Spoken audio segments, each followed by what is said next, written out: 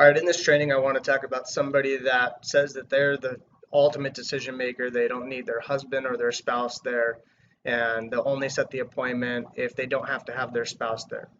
Well, number one, it's going to be very difficult for us to make a sale without both husband and spouse there. And this is why it's so important not to set one-legged appointments. They can say all that they want, that they're the ultimate decision maker, but I guarantee they probably bought that house with their husband or their wife there at their side.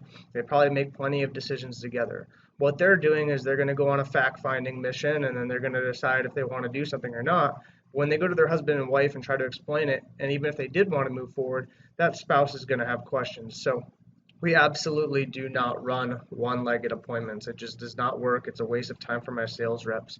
So the best way to overcome this is a few ways. I'm not saying that this will definitely work, but you need to take the appointment away from the person. You can't give them the power. Once you give them the power, then at that point, you've lost all credibility. You're not able to reel the appointment back in and potentially get the wife or the husband also at the appointment. So if they say that, just say, great. You know what? I'm usually the financial person too in my relationship. I always like to make the decisions regarding that kind of stuff. So I completely understand where you're coming from.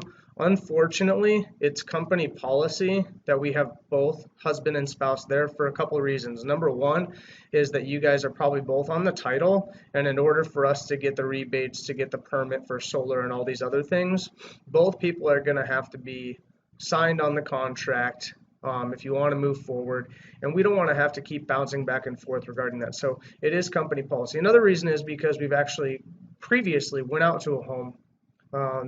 This one spouse signed up. Then when we went out there for install, the other spouse was unaware.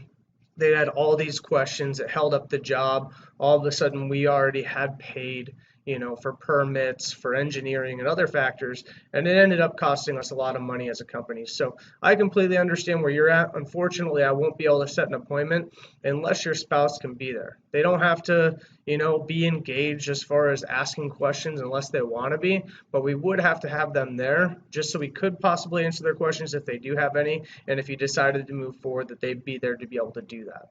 If you don't want to be able to set up an appointment for both of you, then obviously that's your choice, but you would be missing out on the opportunity to save tens of thousands of dollars. So I would just keep telling them, look, we absolutely can't set the appointment unless your husband or wife is there. Never break and say, you know what, let me see what I can do for you. I'll call you back, blah, blah, because then it sounds like, there's the potential that we will run that appointment with just them. And I'm just telling you right now that we will not do one-legged appointment.